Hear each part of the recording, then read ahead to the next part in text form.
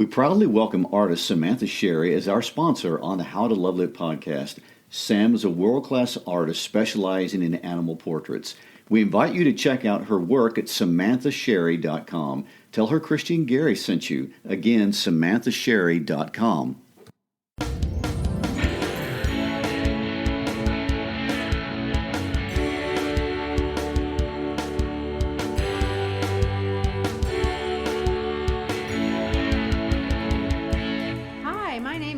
Shriver. And I'm Gary Shriver. Thank you for listening to the How to Love Lit podcast. We're excited to be finishing up our third book today as we read Act 2, Scene 3, and Act 3 of Raisin In The Sun. As you know, Christy and I are high school teachers. Christy currently teaches AP English in the Memphis area, and I teach government, U.S. history, world history, and psychology in Midtown Memphis. Welcome to the ending discussion of this incredibly personal yet political play. Christy, give us a super abbreviated recap. Gary, in Act 1, we meet the Youngers. They're living in the ghetto of Southside Chicago. We meet them Friday morning at the breakfast table as they discuss a big change that's coming. The next day, they will be receiving a $10,000 insurance check because of the untimely death of Walter Sr. But too many people are living in a small space, and there is tension in the air from the moment they wake up, and they have to compete for a place in the bathroom with the neighbors, the Johnsons. Every single person in that room has a different dream and vision for what should happen with that check. Walter wants to open a liquor store. Benitha wants to go to medical school. Ruth wants to have a family, and Mama wants a house. And after a lot of tense conversations, Mama eventually walks out after a discussion which reveals that Ruth has put down a down payment on an abortion and Walter doesn't care. She goes and puts a down payment on a house, but the problem is that it's in a white neighborhood. She comes back and tells her family what she's done, but she also does one more huge thing. She gives the remaining money to Walter. She asks him to put $3,000 in a savings account for Benitha's education, but he can have the rest to put towards his dream of a liquor store. And now we're in Act 2, Scene 3. It's moving day, and my, how the mood has changed. Everyone is hopeful. Ruth is singing. Walter has taken Ruth out on a date. He's held her hand. Benitha and Walter are picking on each other, but it's not mean. It's playful. They're united. They're dreaming. Ruth is dreaming of sitting in a bathtub, which I can understand, for however long she wants to, because she is done with sharing with the Johnsons. And ready to move out.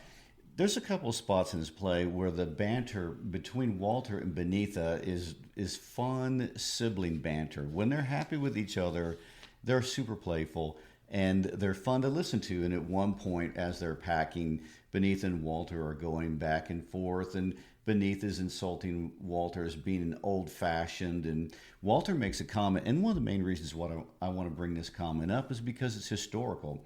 So Walter says, as he dances with Ruth, and he's talking to his sister, you know, when these new Negroes have their convention, and that is going to be the chairman of the Committee on Unending Agitation, as he points at Benitha.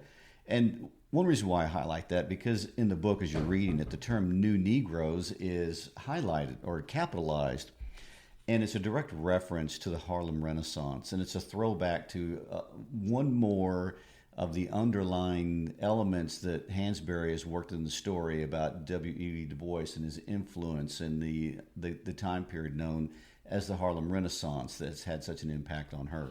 Well, and to speak to that, you know, when we listen to that incredible interview with Hansberry, and she talks about, you know, the process of writing this play, she talks about how she is Benitha, and she is a part of this movement of the new Negro, and she's excited, you know, she's a part of this new culture that's contributing culturally to the American society, and she's a part of this political process that you're talking about, and she has a voice. And of course, Walter doesn't care about politics in that sense, and so he goes Race, race, race. Girl, I do believe you're the first person in the history of the entire human race to have successfully brainwashed yourself.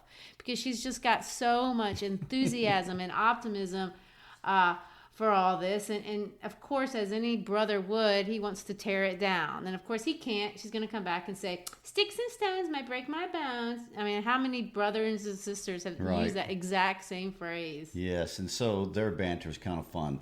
So, and then the hammer falls. Mr. Linder walks through the door. He's described as a quiet-looking, middle-aged man in a business suit, and he introduces himself as a representative of the Clybourne Park Improvement Association, and he is the chairman of the welcoming committee of that association. And of course, Beneatha knows immediately what's going on, especially when he says that it's his job to see what new people who move into the neighborhood and give them the quote-unquote lowdown on the way we do things.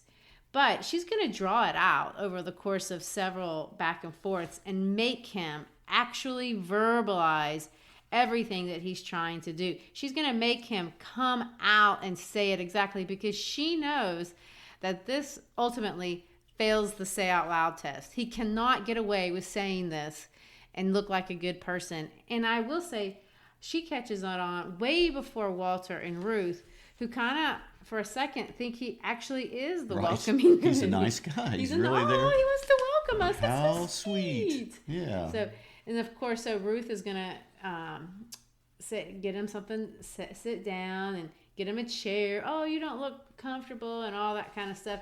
Then he goes on. We've set up our community and we share a common background. And I want you to believe when I tell you that race prejudice simply doesn't enter into it. And then you're like, what is he talking about? Yes. Well, being Southerners, we're very familiar with the whole idea of killing with niceness. It's actually taken to an art form in the South, but we're in Chicago at this point, and Linder is trying to use the soft sell on the youngers as to why they may want to reconsider moving into Clybourne Park. And he starts off with a couple of interesting discussions. He says, most of the trouble exists because people just don't sit down and talk to each other. Well, that sounds highly reasonable.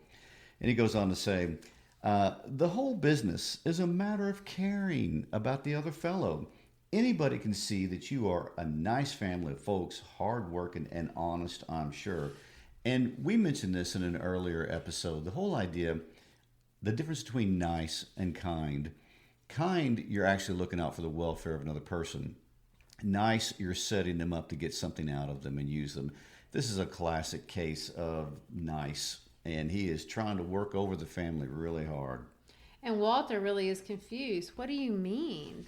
And then, of course, when he says, it is a matter of the people of Clybourne Park believing rightly or wrongly, as I say, then he comes out and says it, that for the happiness of all concerned, that our Negro families are happier when they live in their own communities. There he is, looking out for the other guy's happiness. And there beneath it says, this, friends, is the welcoming committee. And so now Walter is just in total shock. Is this what you came marching all the way over here to tell us? And of course, Linder's going to be offended that they're offended. Right. Yeah. And of course, I love this line. Beneatha gets religious. 30 pieces of silver, 30 pieces and not a coin less. Referring to Judas in the Bible who betrays Jesus with that particular amount of money. Well, and then, so the scene collapses. Linder can't make the deal. He leaves. And Mama comes in, and she's wanting to understand what's transpired here. Well, and I want to point out that he's really offensive. I mean, this whole thing, if someone were to come into your home and say, you need to move because you don't belong in this group. We're working people. You're obviously working people, but you're not our kind of people. So this is super offensive as it's designed to be, but yet he's not really a threat. He's not a threatening character at all. He's trying to be threatening, but it's a fail. He's a loser, and he doesn't intimidate any of them. Which, interestingly enough, here's a little side note. If you watch the 1989 version of the movie, the guy who is Linder, if you pay attention, is the voice of Piglet from Winnie the Pooh. So Perfect. they found a character that really portrayed this through Linder. I just think that's a funny side note. Well, and Walter, he talks to Linder as an equal. He's not intimidated about this. And Linder continues to fight hard to make sure that he keeps the youngers at a distance. I mean, he doesn't want them to be people, in a sense. He keeps calling them your people. I feel like maybe this isn't true, but if he brings them in and calls them friend or brother, then he can't insult them like that. He's a bad person. So politeness is being used. This lack of respect is being used. But this distance is being used to empower him to be able to oppress somebody else in the nicest way possible. And of course, Hansberry knows exactly how this feels because this was her personal experience. And it's a real function, a psychological function of racism.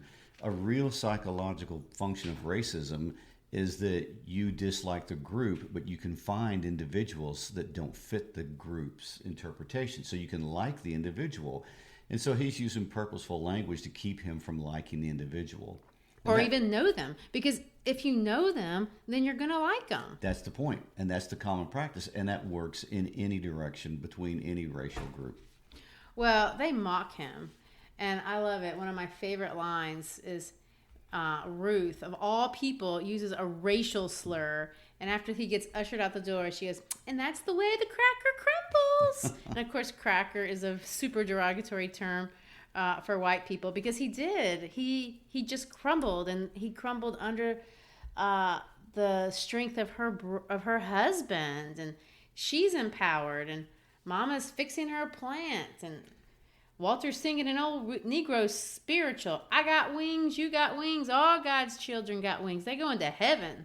Well, and I like the conversation that Beneatha has with Mama when she explains to Mama what actually went down. And she said, oh, Mama, they don't do it like that anymore. He talked brotherhood. He said everybody ought to learn how to sit down and hate each other with good Christian fellowship. Yeah, I've seen that before. And of course it is threatening in a political sense, and Hansberry knows this, but that's later. At this point, they got one on the man. They stood up, and it's celebratory in every way until we have another thing. And it's not going to come in the way of a white man. No, and it's interesting because this Act 2, Scene 3 really just has two events. It's got Linder coming in, trying to buy them out, and then we get the next thing. Yeah, and I do want to point out, if you haven't read the book in a while, the offer that Linder makes, because we didn't clarify that, he offers to buy their house from them for more than they paid for it. So they were going to make money on this deal. They were, and that's important because when we get to the very end of the story, that's going to play prominently into the decisions that are going to be made. And, had he made it a business transaction, maybe he could have gotten away with it, but he made it a racial thing. And so now it's automatically demeaning. And difficult to accept, especially because Hansberry's key themes in the whole story are about dignity and integrity in a psychological sense, not so much in a moral sense. But right, and to say I can be bought is to lower myself, and she's not going to do that. You can tell if she's the character of Beneatha is never going to do that. It doesn't matter. George Murchison has been trying that for quite some time. Yes. All right, so Bobo comes in, and Bobo is going to kill everything. He comes in, and Walter wants to know where Willie is. Okay, so give us a quick rundown on Bobo. So Bobo, which that name, you just got to love it. Bobo and Willie are his business partners. They're all going to go into the liquor store together. And what we ultimately find out is they've all said that each of them has a particular amount of money, $6,000, I guess, that they don't really specify. And they're all going to put in equally, and they're all going to go in and buy this liquor store together. Well, Walter trusts them, and so when Mama gives him the $6,500, he gives it to Willie, because Willie and Bobo are going to get their money, and then they're going to go out and buy this this. Well, they were going to use the money to bribe certain local government officials to get their licenses for the business. So Bobo was supposed to be doing this on this particular moving day, and he shows up, and Walter expects him to have good news. Oh, we got the license. We're going to get our liquor store. All is good. And he's going to say, no. Bobo's going to say, first of all, he says, can I have a drink of water before I tell you about it? And then Bobo starts in, well, first of all, I didn't have any money.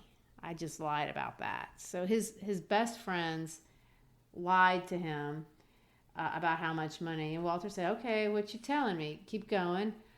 What happened in Springfield? And he's going to say, I didn't go to Springfield.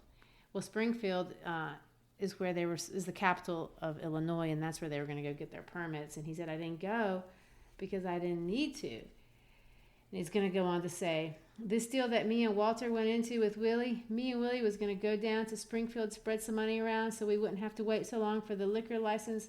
That's what you were going to do. Everybody said that was the way you had to do it. You understand, Miss Ruth. And then, of course, he's going to say, I'm trying to tell you. And Walter loses his mind. Then tell me, God damn it. This is extremely profane and anger-ridden. What's the matter with you? And he goes on to say, I'm talking about the fact that when I got to the train station yesterday morning, 8 o'clock, like we planned, Willie didn't never show up. That's what I'm trying to tell you. I don't know. I waited 6 hours. I called his house, and I waited 6 hours. I waited in that train station for 6 hours, and of course, Bobo's going to break into tears. That was all the extra money I had in the world. Man, Willie is gone. And Walter is in stunned silence because this has so many meanings. It's more than $6,500. It's his dream. It's the fact that he's standing there in front of his mother who had just trusted him with the money. His world is crumbling and collapsing, and he is actually having difficulty understanding what has just occurred to him. And Bobo has to say, what's the matter with you, Walter? When a cat take off with your money, he don't leave you no road maps. In other words, he's hopelessly gone. We'll never see him again. Your money's gone. You got to own this. And of course, he just groans. Willie, don't do it. Please don't do it. Man, not with that money. Man, please, not with that money. Oh, God, don't let it be true.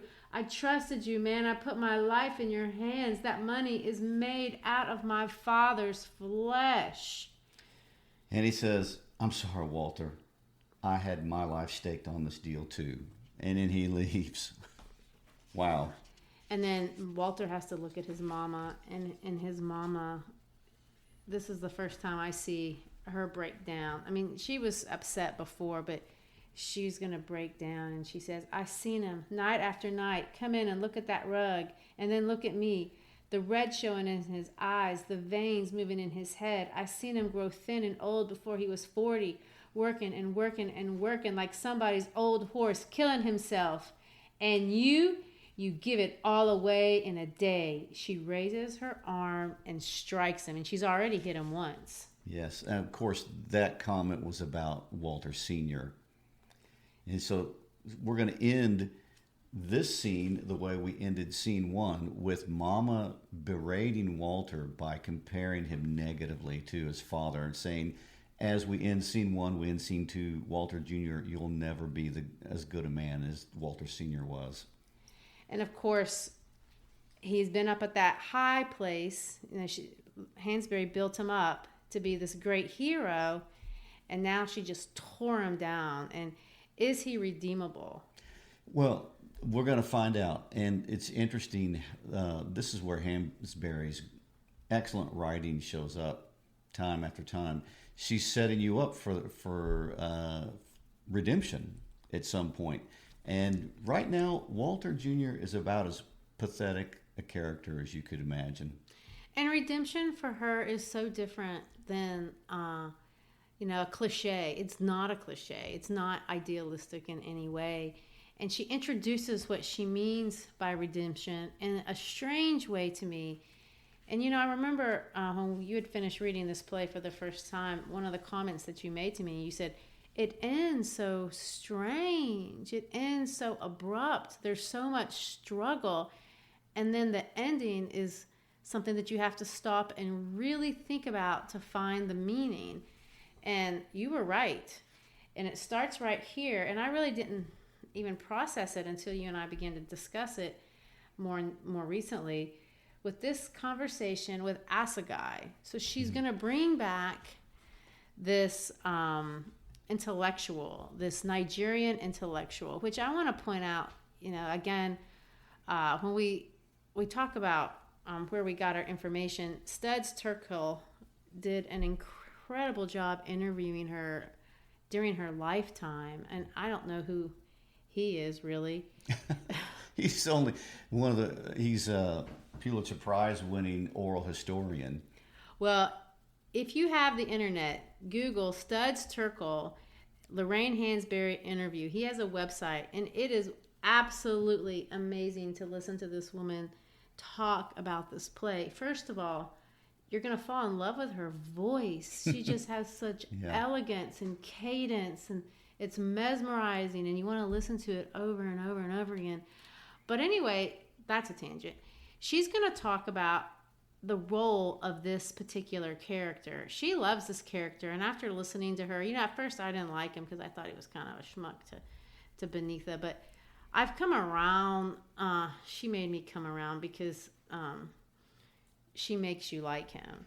Well, in the interview, she talks about the fact that Asagai is the collection of several intellectual Africans that she had crossed paths with. Yeah, actual university students that had been studying in New York, and she had taken the time to listen to what they were saying about their experience in colonial Africa, where they're trying to get rid of the British and the French and I guess the Dutch and all the Portuguese. Well, for a historical note, just to throw this in here for our listeners during this time period, at the end of World War II, the empires that a lot of European countries had built were collapsing around the world. There were independent movements everywhere.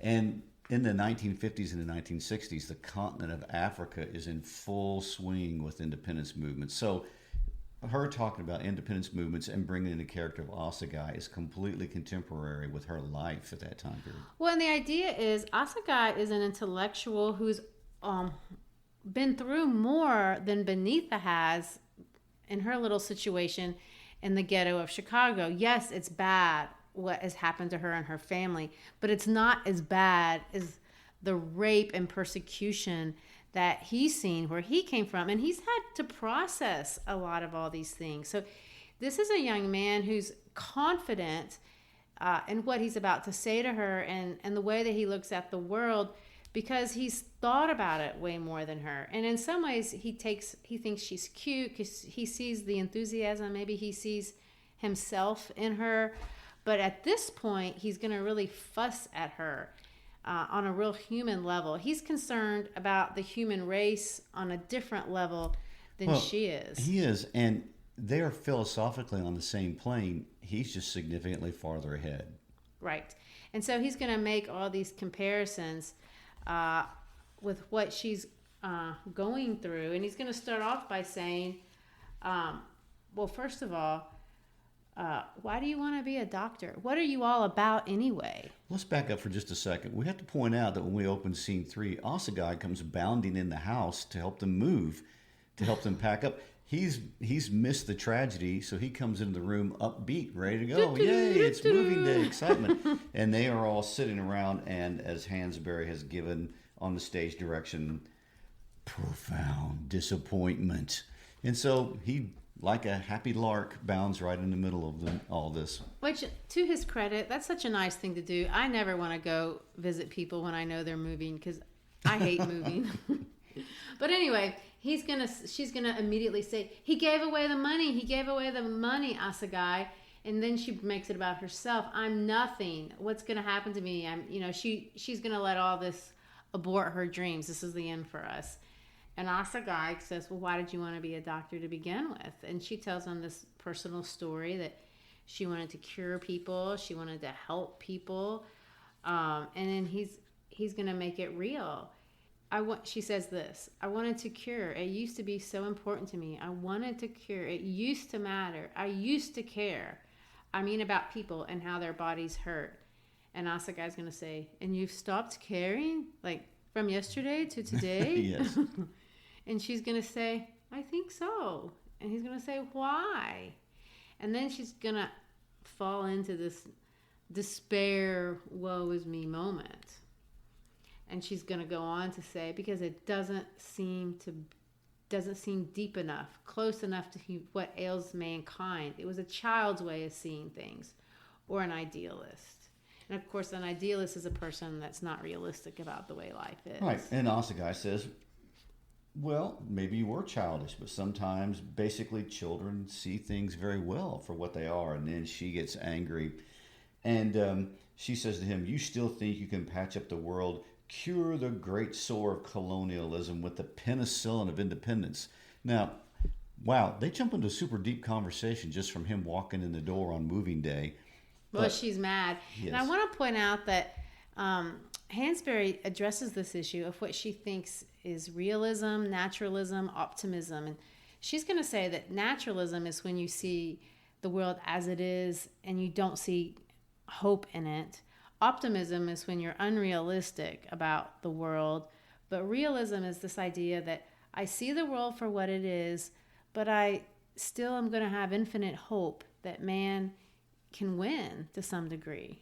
Can you give us an example of a naturalistic author? Oh, yeah, John Steinbeck and Of Mice and Men and Grapes of Wrath. They're dark books. And Everything ends badly. Well, yeah, because and he won the Nobel Prize because he reflected what real life can often look like, and it can be despairing, there's no doubt. But she doesn't take that outlook at all. In fact, she says naturalism needs to die. Okay. So she's going to say we need to be informed about what's going on. And she is informed. When he talks about Africa, you know, she's not in the voice, and she speaks through the voice of Asagai. She doesn't have delusions of African innocence, that they're just going to come in and make everything Disney World. Which is interesting because that's part of their discussion that they have. Beneath is basically saying, since she's lost all hope and everything, why do we care? Why would we even want African independence? Because once you get rid of the white tyrants, then the black tyrants will take over and do crimes just as bad as the white tyrants. Right. And she's going to say, where are we all going? And why are we bothering? And he's going to say, she says this, you can't answer that. And he loses his mind. He's going to shout at her, I live the answer. In my village at home, it is the exceptional man who can even read a newspaper or who ever sees a book at all. I will go home, and much of what I will have to say will seem strange to the people of my village. But I will teach and work, and things will happen slowly and swiftly. At times it will seem that nothing changes at all. And then again, the sudden dramatic events which make history leap into the future, and then quiet again, retrogression even, guns, murder, revolution. And I will have moments when I wonder if the quiet was not better than all the death and hatred. But I will look about my village at the illiteracy and disease and ignorance, and I will not wonder long. And perhaps I will be a great man. I mean, perhaps I will hold on to the substance of truth and find my ways always with the right course. And perhaps for it I will be butchered in my bed some night by the servants of empire. So he has hope. Right. And she mocks him by saying, the martyr. Yes. And of course, he goes on to say, or perhaps I will live to be a very old man, respected and esteemed in my new nation. And perhaps I will hold office. And this is what I'm trying to tell you, Alayo. Perhaps the things I believe now for my country will be wrong and outmoded, and I will not understand and do terrible things to have things my way or merely to keep my power.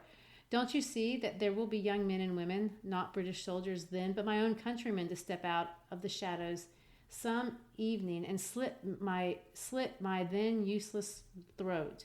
Don't you see they have always been there, and that they will always be, and that such a thing as my own death will be in advance? They who might kill even me actually replenish all that I was. Now that's some deep philosophy. It is. And in Lorraine Hansberry's interview with Studs Terkel, she says in her own words, this is the most important statement in the entire book. Why do you think that's true? Because in her words were, we've got to start. It doesn't matter how bad it can be. We have to start somewhere. And to me, and I'm not the pro here, but to me, I felt like that's also kind of a precursor to what's going to happen at the end of the book. Walter's faced with the same choice.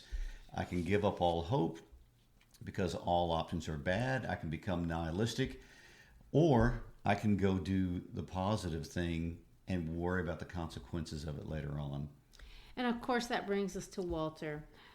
Walter has left after he's basically ruined everyone's lives. I would have left too. He walks out and he goes somewhere, and we don't know what he's done until he comes back. And it turns out he's made a call, and he's called Mr. Linder. He has. And the idea is he's going to take up the offer. He's going to sell out. But before he does, when he walks in, Benitha takes a shot at him.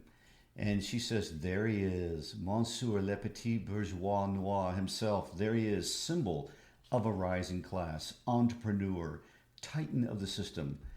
Then she goes on to say, I look at you and I see the final triumph of stupidity in the world. And Walter ignores her. I mean, I see where she's coming from. She's angry. I would be too. So he comes back in, and he's got a plan. And he has a philosophy too. And I find it really important to understand this philosophy because I think it speaks to all people who suffer or are oppressed. And I don't mean oppression in the sense that there's another group of people that's putting pressure on you from an outside force, the way that the white culture is oppressing the black culture, or the way that the English colonial people are oppressing the Nigerian people.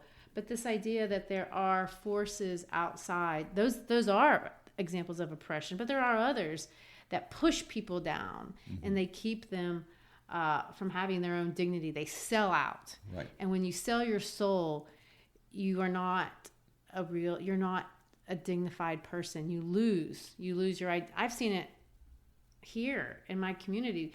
You don't bathe as much. Like you lose a part of your humanity when you sell yourself out like that.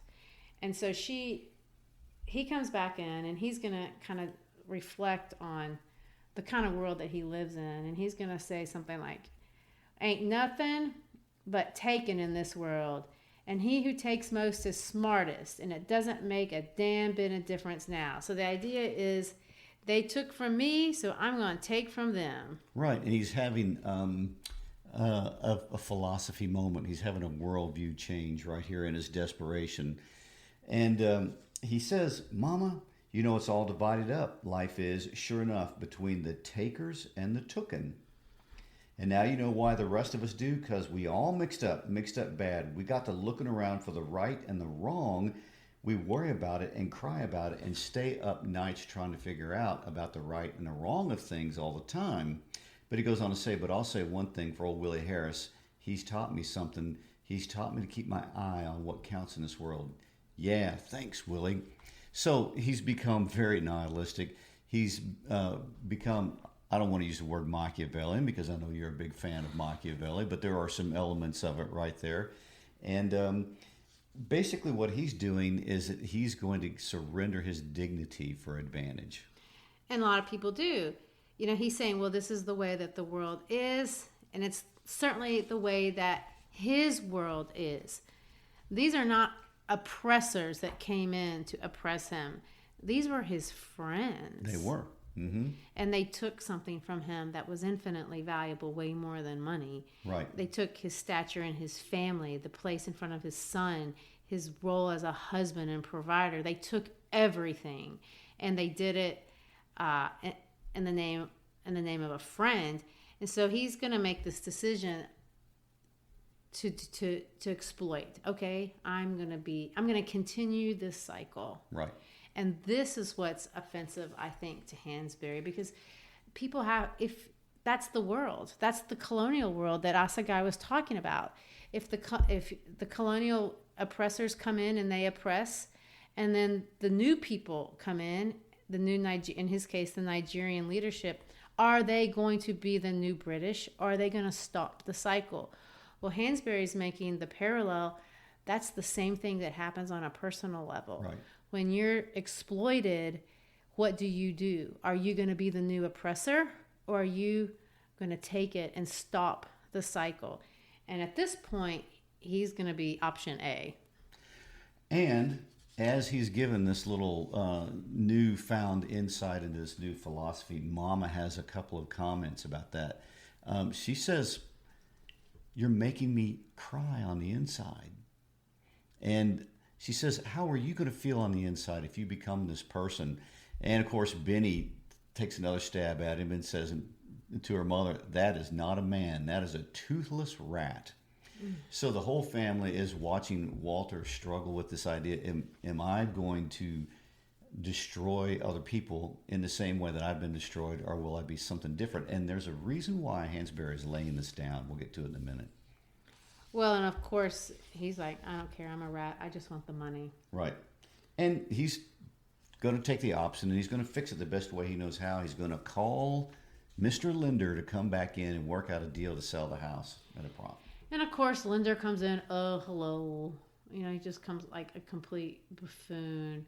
"Well, I am certainly glad to hear from you people. Life can really be so much simpler when people let it most of the time. Well, with whom do I negotiate? You, Mrs. Younger, or your son here?" And of course, Ruth wants to get Travis out of the room as fast as possible. She's like, "Travis, leave." And Mama goes, "Oh, no.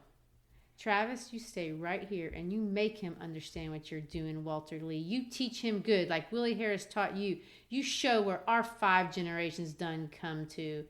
And of course, Walter's going to look from her to the boy, who just grins at him, hee, innocently, "Daddy, Daddy." And she's, "Go ahead, son."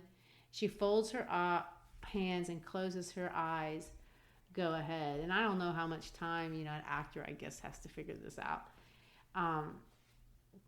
He's going to let this sit. But Walter has this crisis. And he says, "Well, Mr. Linder, we called you. Well, because me and my family, well, we very plain people." "Yes." "I've worked as a chauffeur most of my life. And my wife here, she does domestic work in people's kitchens. So does my mother. We are plain people." "Yes, Mr. Younger." "And, well, my father, he was a laborer most of his life. So he's saying we're not rich." And Linder's like, yes, I understand, whatever. And then he says, "And my father almost beat a man to death once because this man called him a bad name or something. You know what I mean?" And of course, how could he knows what he means? And I didn't know what he meant either. But what he meant was this. What I mean is that we come from a people who had a lot of pride. We are very proud people. And that's my sister over there, and she's going to be a doctor. And that's the first time he's ever said anything like that about her. And positive, especially after some of the hateful things she just said about him. No kidding. I hadn't thought about that. She just called him a rat. A toothless rat. It's even worse. That is worse, because they can't do anything. They don't get the cheese. And we are very proud. And Linder's like, "I'm sure that's very nice." So he's not getting it. "What I'm telling you is that we called you over here to tell that we are proud, and that this Travis, come here, this is my son, and he makes the 6th generation of our family in this country. And we have thought about your offer, and we've decided to move into our house." Woohoo! And he goes on to say, "We don't want to make no trouble for nobody or fight no causes. And we will try to be good neighbors, and that's all we got to say about that. We don't want your money." Turns and walks away. And this is what makes Walter an affirmative character. He's going to refuse to give up. Of course, he doubts, he retreats, he does bad things. But in the end, he chooses life. He does. And interesting enough, Hansberry, in the interview with Studs Terkel, talks about the fact that she came from upper middle class Black America. And she, in her own words, said the social class she came from represented maybe 5 to 6 to 7% of African Americans. And so she was very aware that she came from a privileged background. But she also said, even though we're wealthy, we lived in a ghetto. And I had the experience with all people of all social classes in my neighborhood. And she's making an observation on social class behaviors. At one point, it looks like Walter is going to start, he's going to commit to exhibiting behaviors that will permanently keep him in the lower class. And then, at the moment of crisis, he turns and he makes choices that will move him up and make him upwardly mobile. Choices about dignity and honor, choices about resiliency, choices about integrity. And when I say integrity, I mean psychological integrity, where the parts of your personality are in agreement with each other. But I think, maybe this is my interpretation. Well, it's certainly my interpretation, but I think she's saying we can end the cycle. Whatever Right. the cycle is, wherever you are in the cycle, whatever your circumstances. Racism, this play is not about racism. Racism is a tool to communicate something that is way deeper than just one particular people group oppressing another specific people group. I agree with you on that. And proof of that is the fact that this play strikes deep resonance with people of all race groups and ethnic groups and all social economic levels too. People watch this play and they intuitively feel Walter come to the precipice and make decisions to project himself into a better future. And he becomes a hero in that regard. Well, he is a hero. Is Walter the sum of his mistakes? Not really. She's not drawing a picture of a victim, although these people have been victims of many bad things, but they are not victims. She wants to draw a picture of victors, Right. of people who win, of resiliency. She's going to use the word manhood because that was their word for this concept at the time. But what is that? How does one climb out of the abyss of one's circumstances? How do you come out of the abyss of your own mistakes? And she has this optimistic vision that it can be done. You Right. won't. It's not that you're going to have the perfect scenario, because you're not. But it can be. You can stop the cycle, and it's a beautiful thought. Well, I think the point is, Linda was not the threat. Right. Willie was not the threat. Perhaps they were their own threat. And when they were able to stand up to whatever is inside of them, all that other stuff became something that they could conquer. And I think what's going on with Walter at this point that Hansberry wants to communicate is when he makes this decision, he is taking control of his own interpretation of himself. He defines himself. If he would have gone down the Willie road, then the Willie behaviors would have defined who he was. But he's decided, I will step back and make my own definition of who I am as a resilient person with integrity. And I'm going to make a hard decision. And I want to point this out. The hard decision is hard because moving towards freedom comes from taking responsibility. And taking responsibility brings hardship. Well, they're certainly going to have hardship. Yes. I They're mean, moving Clyburn, into the neighborhood, Clyburn Park. yeah, and Hansberry knows, we talked about this in the first episode, that's going to be a lifetime of struggle, but it's worth it. And it was worth it for her. She sees it she wants it to be worth it for the Black community, but I think she would like to say it's worth it for all peoples. Yes. And so the resounding message from Raisin in the Sun, as we see through Walter here in the end, is take control of your dignity, take control of defining yourself. And at that note, I want to end up that we kind of have some fun. Asagai has asked her to marry him and go to Africa. And she's going to end it with this kind of lighthearted. And Mama's going to say, he did. You ain't old enough to marry nobody. And of course, Beneatha's going to say, go to Africa, Mama. Be a doctor. And Mama's going to say, yes, baby. And of course, Walter's going to say, girl, you don't get all them silly ideas out of her head. You better marry you some money with a man with some loot. So here we go. They're back to the sibling fun. Yeah, and he's going to say, now I think George Murchison, and he's going to, he's going to trail off talking about the virtues of that guy. And Beneatha would say, she says, I wouldn't marry him if he was Adam and I was Eve. Another way of saying not the last man on earth.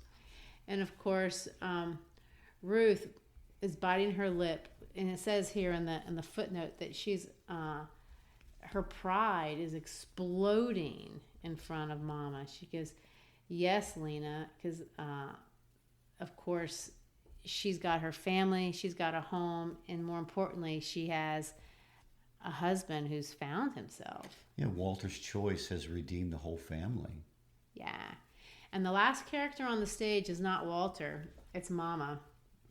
And she's going to stand at last, and she's going to have that dang plant on the table before her, and the light is going to come down, and she's going to look around at all the walls and ceilings, and suddenly, despite herself, while the children call below, a great heaving thing rises in her, and she puts her fist to her mouth to stifle. She wants to cry because she survived. She's going to grab her plant and leave that apartment for the last time.